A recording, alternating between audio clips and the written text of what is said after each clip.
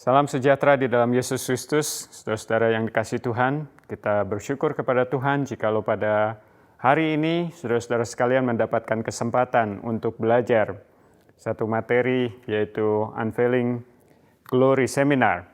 Mungkin bagi sebagian dari saudara-saudara adalah hal yang baru. Unveiling Glory Seminar ini dibagi di dalam dua bagian, di mana bagian yang pertama adalah Unveiling Life Purpose, bagaimana kita hidup untuk menyingkapkan kemuliaan Allah. Dan bagian kedua adalah Unveiling Global Glory, di mana bagaimana kita bersama-sama secara tubuh Kristus, gereja di dunia ini, bisa memuliakan Allah dengan menjadi berkat, bagaimana kita memperkenalkan Allah yang kita sembah, yaitu Yesus Kristus sebagai Tuhan dan Juru Selamat, kepada orang-orang yang belum mengenal Yesus. Dan pada hari ini saya dengan istri saya akan membawakan bagian yang pertama, yaitu Unveiling Life Purpose. Dan Unveiling Glory Ministry ini dimulai oleh teman saya, yaitu Bob Sjogren, dari Richmond, Virginia, Amerika Serikat, awal tahun 2000 yang lalu. Dan beberapa tahun yang lalu saya dengan istri saya mendapatkan pengajaran ini, sudah menjadi berkat bagi kami berdua, di mana kami terus belajar, dibentuk, diproses, di dalam kehidupan kami melalui firman Tuhan. Dan kami mengharapkan dan kami berdoa supaya pengajaran ini pun menjadi berkat bagi saudara-saudara sekalian untuk mengingatkan kembali bagaimana kita hidup sesuai dengan tujuan dari Allah, yaitu hidup untuk memuliakan Allah. Nah, di dalam seminar ini memang seminar Unveiling Glory dibawakan dengan cara yang berbeda, dengan gaya yang unik, dengan style yang unik, karena saudara-saudara akan melihat begitu banyak informasi di dalam PowerPoint. Ada gambar-gambar yang memudahkan kita untuk memahami pengajaran ini. Ya memang kadang-kadang mungkin seperti kita minum di air hidran atau minum di air belambir, di mana banyak sekali informasi yang saudara-saudara akan dapatkan. Dan oleh sebab itu saya memohon pada saat saudara-saudara mengikuti akan pengajaran ini, saudara betul-betul berkonsentrasi, memfokuskan diri dan memohon pertolongan Tuhan melalui karya Roh Kudus supaya saudara betul-betul diberikan hikmat untuk memahami pengajaran ini. Dewasa ini ada hal yang sangat menyedihkan bagi tubuh Kristus, yaitu gereja Tuhan, di mana gereja Tuhan mengalami satu penyakit yang tanpa sadar diderita oleh tubuh Kristus di mana-mana di seluruh dunia, seperti kanker stadium 4 yang lambat laun, pelan-pelan, sampai melumpuhkan gereja Tuhan. Ini yang disebut dengan penyakit, yaitu teologia kucing. Saudara-saudara sekalian, pada hari ini kita akan belajar mengenai teologia kucing dan anjing. Kita tahu bahwa kucing dan anjing tidak bisa berteologi, bahkan mereka tidak bisa baca Alkitab. Ini hanya satu gambaran, ilustrasi yang melukiskan bagaimana sikap hati kedua binatang ini kepada tuannya. Demikian juga melukiskan bagaimana sikap hati kita sebagai orang-orang Kristen kepada Allah yang kita sembah. Namun sebelumnya, saya ingin kita membaca Kejadian 1. Kejadian 1, kita akan membaca. Allah menciptakan langit dan bumi serta isinya. Pada mulanya Allah menciptakan langit dan bumi. Bumi belum berbentuk dan kosong. Gelap gulita menutupi samudra raya, dan roh Allah melayang-layang di atas permukaan air. Berfirmanlah Allah, jadilah terang, lalu terang itu jadi. Allah melihat bahwa terang itu baik, lalu dipisahkannyalah terang itu dari gelap. Dan Allah menamai terang itu siang, dan gelap itu malam. Jadilah petang, dan jadilah pagi. Itulah hari pertama. Berfirman Allah, jadilah cakrawala di tengah segala air untuk memisahkan air dari air. Maka Allah menjadikan cakrawala dan ia memisahkan air yang ada di bawah cakrawala itu dari air yang ada di atasnya. Dan jadilah demikian. Lalu Allah menamai cakrawala itu langit. Jadilah petang dan jadilah pagi. Itulah hari kedua. Berfirman Allah, hendaklah segala air yang di bawah langit berkumpul pada satu tempat, sehingga kelihatan yang kering, dan jadilah demikian. Lalu Allah menamai yang kering itu darat, dan kumpulan air itu dinamainya laut. Allah melihat bahwa semuanya itu baik. Berfirmanlah Allah, hendaklah tanah menumbuhkan tunas-tunas muda, tumbuh-tumbuhan yang berbiji, segala jenis pohon buah-buahan yang menghasilkan buah yang berbiji, supaya ada tumbuh-tumbuhan di bumi. Dan jadilah demikian. Tanah itu menumbuhkan tunas-tunas muda, segala jenis tumbuh-tumbuhan yang berbiji, dan segala jenis pohon-pohon yang menghasilkan buah yang berbiji. Allah melihat bahwa semuanya itu baik. Jadilah petang dan jadilah pagi. Itulah hari ketiga. Berfirmanlah Allah, jadilah benda-benda penerang pada cakrawala untuk memisahkan siang dari malam. Biarlah benda-benda penerang itu menjadi tanda yang menunjukkan masa-masa yang tetap dan hari dan tahun-tahun. Dan sebagai penerang pada cakrawala, biarlah benda-benda itu menerangi bumi. Dan jadilah demikian. Maka Allah menjadikan kedua benda penerang yang besar itu, yakni yang lebih besar untuk menguasai siang dan yang lebih kecil untuk menguasai malam. Dan menjadikan juga bintang-bintang. Allah menaruh semuanya itu di cakrawala untuk menerangi bumi, dan untuk menguasai siang dan malam, dan untuk memisahkan terang dan gelap. Allah melihat bahwa semuanya itu baik. Jadilah petang dan jadilah pagi, itulah hari keempat. Berfirmanlah Allah, hendaklah dalam air berkeriapan makhluk yang hidup, dan hendaklah burung-burung berterbangan di atas bumi melintasi cakrawala. Saudara yang dikasihi Tuhan, pada saat saya membacakan Kejadian 1 dan berulang-ulang pada saya membawakan seminar ini, saya melihat begitu banyak saudara yang mendengarkan mulai menjadi bosan dan mulai bertanya-tanya, kenapa Kejadian 1 harus dibacakan seluruh pasal? Oh, ini sangat membosankan. Kenapa banyak orang-orang Kristen bosan akan membaca Kejadian 1? Mungkin banyak jawaban yang sering diberikan. Oh, kita sudah sering mendengarkannya, bahkan dulu waktu saya kecil. Guru sekolah minggu itu menceritakan kepada saya berulang-ulang. Ada yang mengatakan, oh kita sudah tahu tentang hal itu. Kenapa Kejadian 1 harus dibacakan seluruh pasal? Mungkin sebagian orang tidak terlalu yakin akan kebenaran Kejadian 1. Apakah ini yang membuat orang menjadi bosan? Apakah alasan-alasan tersebut yang membuat orang menjadi bosan? Tentu tidak, bukan? Kalau misalnya kita menceritakan tentang manusia, apalagi GOSIP, saudara mungkin tidak menjadi bosan dan makin seru, apalagi ditambah bumbu di sana di sini. Nah, saudara-saudara sekalian, banyak orang Kristen yang bosan akan Kejadian 1. Faktanya bahwa manusia belum banyak diceritakan di sana. Betul, kalau kita melanjutkan pada ayat ke-26, di sana kita lihat bahwa Allah mulai menciptakan manusia. Tetapi isi ceritanya bukan tentang manusia. Biasanya kita menjadi bosan. Banyak orang Kristen yang tidak tertarik sebelum Kejadian 3. Ada apa yang terjadi di dalam Kejadian 3? Manusia mulai jatuh ke dalam dosa. Jadi kita ada alasan untuk hidup sekarang. Banyak kegiatan yang dikerjakan di dalam kehidupan orang-orang Kristen. Jadi tanpa kata-kata kita berbicara kepada Allah dan berbicara kepada diri sendiri bahwa Alkitab adalah tentang kita, tentang manusia. Kita perlu bertanya pada hari ini, siapakah tokoh utama di dalam Alkitab ini? Siapakah tokoh utama di dalam Alkitab ini? Waktu pertanyaan ini dikatakan, tentu kebanyakan orang Kristen akan mengatakan, oh tentu Allah menjadi tokoh utama di dalam Alkitab ini, bukan? Sebetulnya ada dua kemungkinan yang menjadi tokoh utama di dalam Alkitab ini. Di dalam kenyataan hidup orang-orang percaya. Kemungkinan pertama adalah betul Allah menjadi tokoh utama di dalam Alkitab ini. Jadi kalau Allah menjadi tokoh utama di dalam Alkitab ini, seharusnya sikap hati orang-orang Kristen akan mengatakan demikian. Apa yang Allah peroleh? Apa yang Allah peroleh akan ciptaan Tuhan, dunia serta isinya?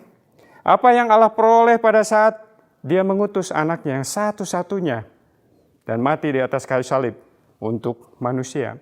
Apa yang Allah peroleh pada saat Alkitab yang begitu kaya dipersembahkan kepada umat pilihannya. Itu kalau Allah yang menjadi tokoh utama di dalam Alkitab. Kemungkinan kedua adalah manusia atau orang yang menjadi tokoh utama di dalam Alkitab ini.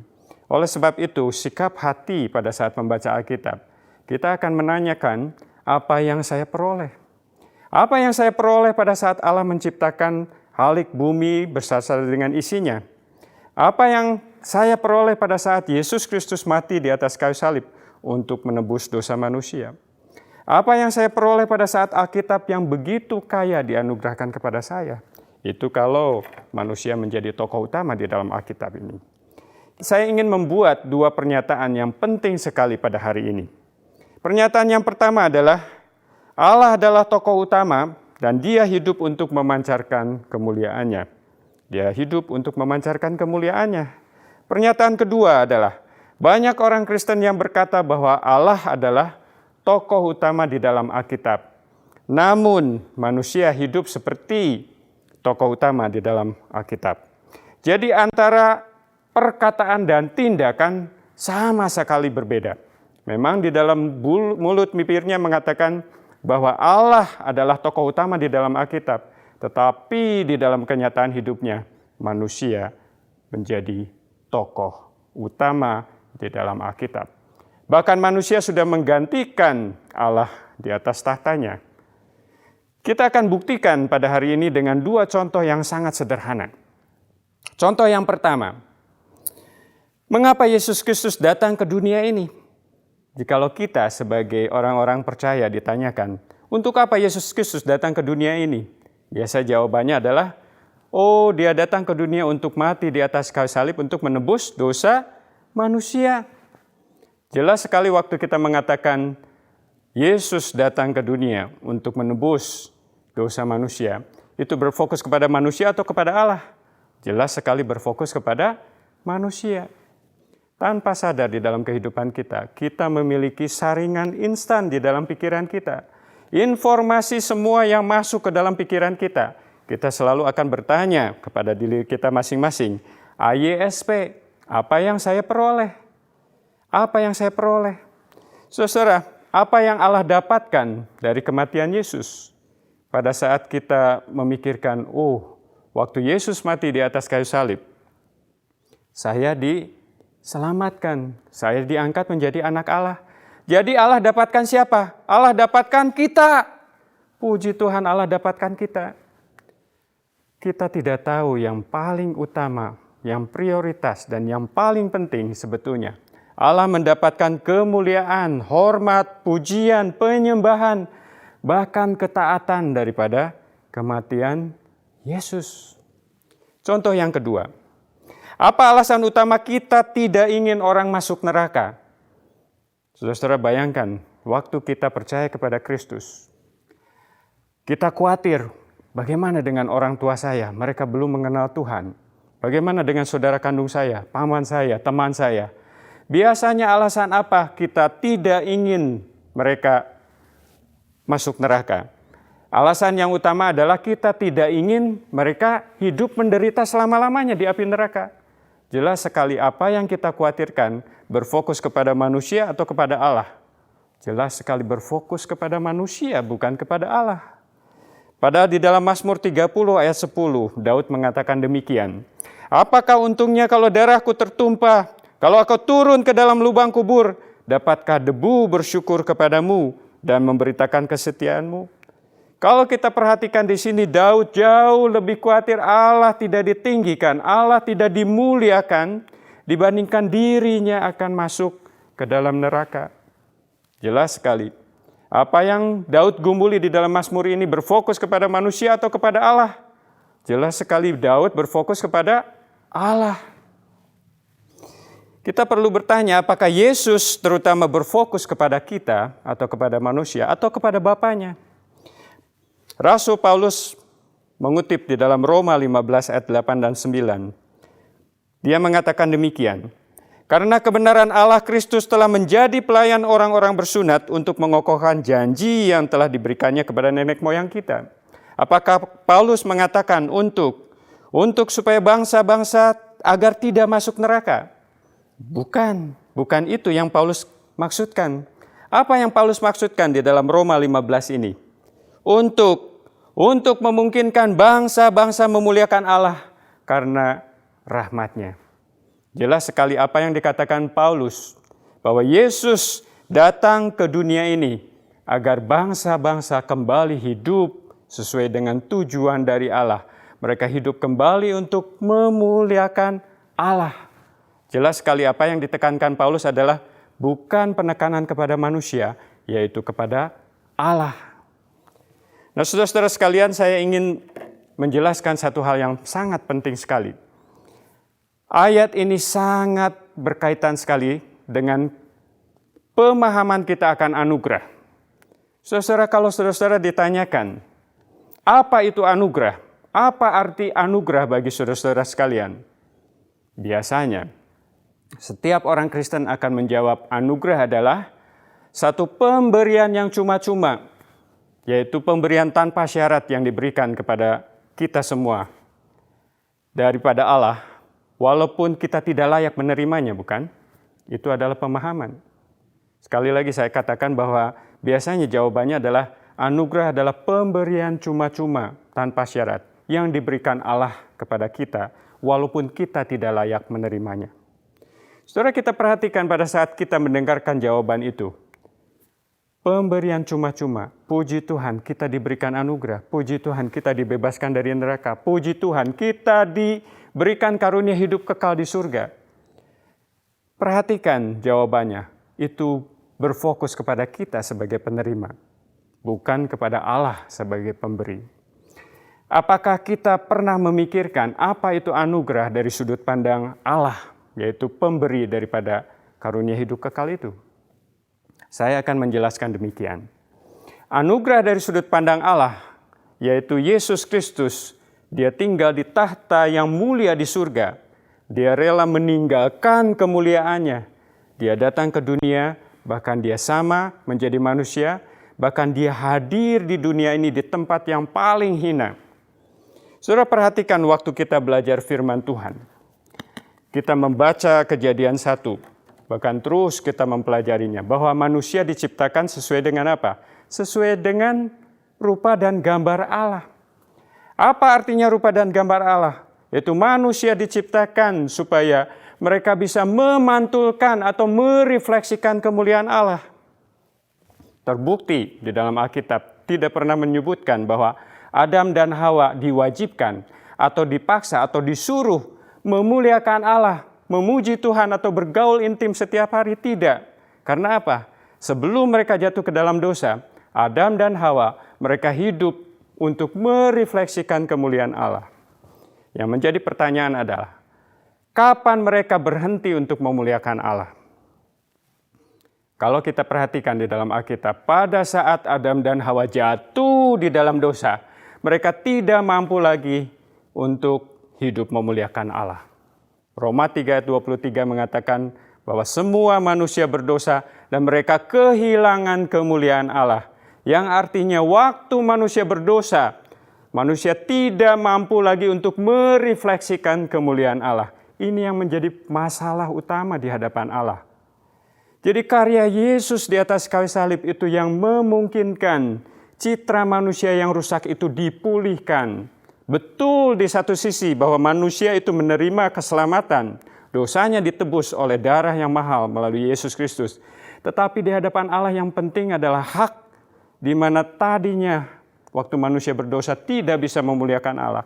Hak itu Tuhan kembalikan. Setelah manusia ditebus dan dipulihkan, manusia kembali diberikan hak yang begitu istimewa untuk kembali hidup